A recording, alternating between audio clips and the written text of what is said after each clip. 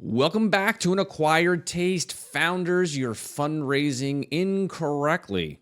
There are too many podcasts, blogs, books on how you should properly fundraise from investors. So here's another one. The opinions are extensive and exhausting around how to do this, where to do this, all of those things, how to build a deck, how long that deck should be, the order of the slides, structuring your ask, whether you should suggest investment terms or wait for investors to send a term sheet. Do you take the time to roadshow your deck or cover more ground with Zoom and virtual meetings? Do you show the total available market or do you do a bottoms-up market analysis? Does anyone even care who your advisors are?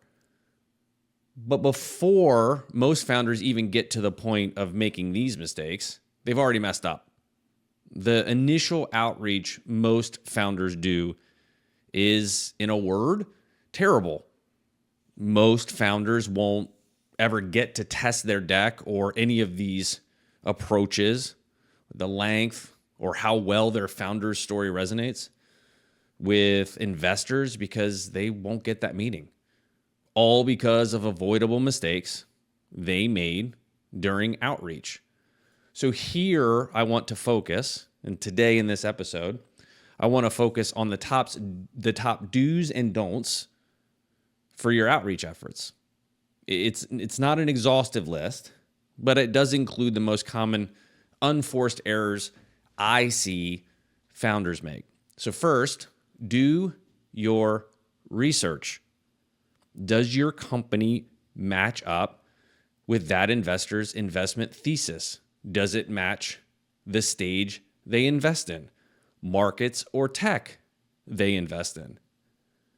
I loathe getting cold emails from founders who have done absolutely no research about Red Hawk or the funds that we manage before they send some deck or request to meet or a blurb about their company, and it's very clear, probably from sentence 1, if not sentence 2, there is no match and there is no possibility we have any interest in this. All of that could have been prevented from doing a little bit of research. So no, I'm not interested in meeting with you about your interstellar rocket company that's raising $750 million in a Series A. I'm a pre-seed investor. I write $500,000 checks into SaaS companies and software platforms. This was a waste of your time, and I'm certainly not responding to that. I know it's very on brand for VCs to have websites that have 5 words or less on it. It may just be their logo, no email, no anything. And it gives you no helpful information. I'll save my commentary on how pretentious that seems to me for some other time. But going to their website can't be the beginning and end of your research. Don't send a follow-up email with any version of the following. Maybe you missed my first email, ... Just in case you didn't have time to review my deck, ... If you're not the right person for this, can you let me know who is? I hate that last one more than the rest, to some magnitude of 1,000. There's nothing wrong with following up, to be clear. But if you send those phrases, you don't want the recipient to think you believe they're absent-minded, they're lazy, or they don't have any authority. You have to remember, a lot of these decks will go to associates or junior folks within a larger firm. If you say something like, if you're not the right person for this, can you let me know who is?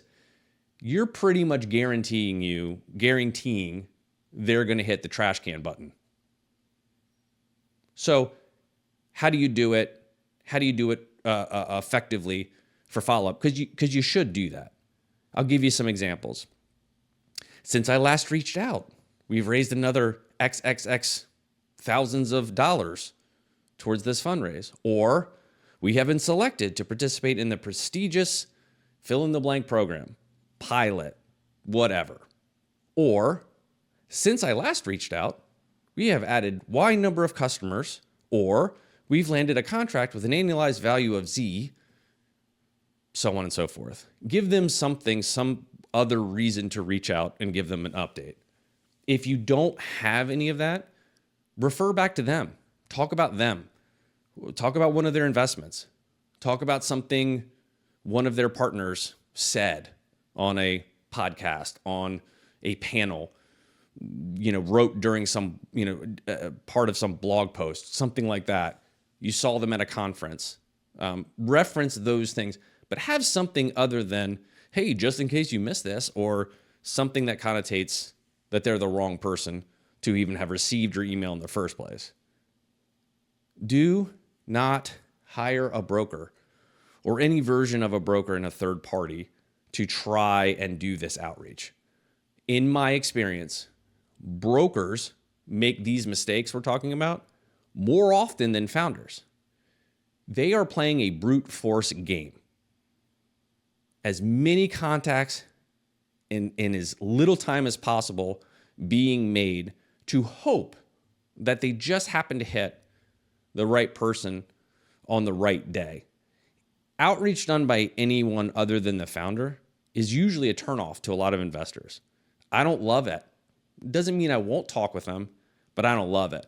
And anytime that I've had somebody else who's been a third party to one of these transactions, I have to start with the conversation of, how are you affiliated with them? Why are you doing this? What's in it for you? And I have to unwind that. And that's more work than a lot of investors are, willing to do. The next one is one that I see a lot. Don't pitch in the wild. Just because an investor came and spoke to your business class at college, or was a panelist or speaker at some community event that you attended, it doesn't mean they're there for deal flow. Most of the investors have a process for looking at investments, and that doesn't include being cornered by the cheese plate. Do introduce yourself, by all means, and let them know you're a founder doing X, Y, or Z. You can always reach out after the fact, and you should do exactly that after the fact.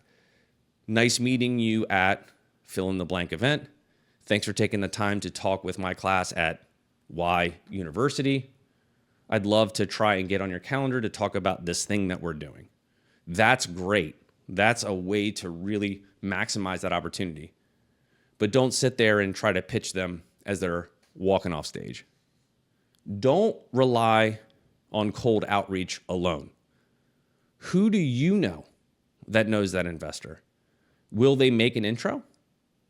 If America runs on Duncan, VC runs on referrals. Before you default to thinking, I don't know anybody, or there's no way for me to connect with this person, think more broadly. Do you share a connection through a larger community, through a school, through a professional affiliation, hometown, previous employer? There's a dozen different things you can try and make a connection and common connection through. Now, do that for every single person on your team. Your co-founders, existing investors, advisors, other founders that you may know that might know them. Play the Kevin Bacon game. If anybody doesn't know what the Kevin Bacon game is, here's the quick version. The belief in the Kevin Bacon game is that anyone on earth is no more than 6 degrees of separation away from Kevin Bacon. So that means that you know someone who knows someone who knows someone who knows someone who knows someone who knows Kevin Bacon. The best fundraisers are all-star Kevin Bacon gamers. Do tell a great story. Spend the time to develop a truly compelling story about you, your startup, the product. Good stories aren't enough. Great stories are compelling. Spend time crafting that story. If you don't know how to craft a good story, or you're not sure if you know how to craft a good story, 2 books you might want to check out. The first one is Stories That Stick by Kendra Hall. And the next one is Building a Story Brand by Donald Miller. Both of those are super helpful books. I'm working through it myself. I've said on a previous podcast, I'm working on my own storytelling. But those are two resources that I think are helpful. Do use the damn phone. Get over any fear you have about talking to a human being in real life. Email is efficient, but it's easily ignored. If you really want to get on someone's radar, call them. You may be one of the only founders that ever does. Now, your tenacity and your effort appear differentiated from your peers because you used the damn phone. One note here. I do not think you should call people's mobile phone unless you're specifically asked to do so. Most mobile phones that are used for business are also personal phones. You don't want that to feel like an intrusion. I don't like getting calls on my mobile phone, and it is my business phone, unless I know that call is coming in. So just something to be aware of. Do send snail mail. I'm going to sound like a boomer here, but do you know what kinds of envelopes get opened and delivered to the person they're addressed to? The ones that are handwritten. Send them a note. Ask them for a meeting. You're going to stand out. Do use multiple approaches in your outreach. Email them if you have a good working email address. That's great.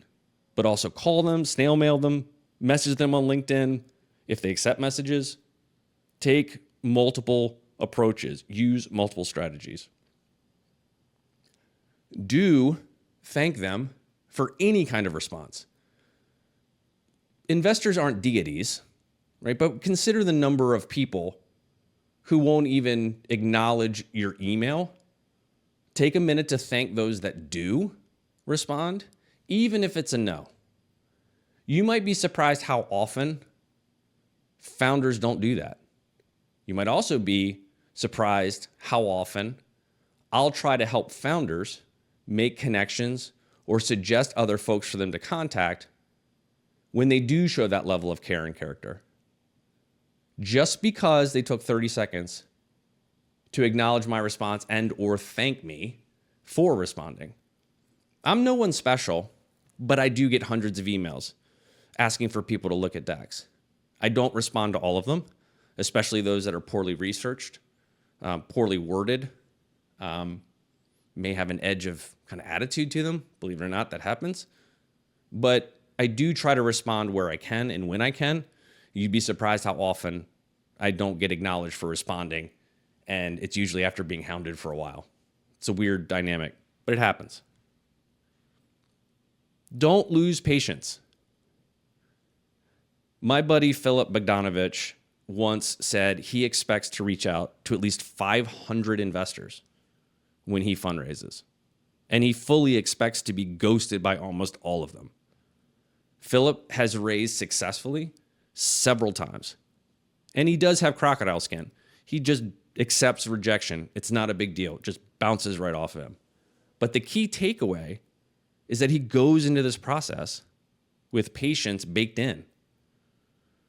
Remember, this is hard, and it won't happen quickly.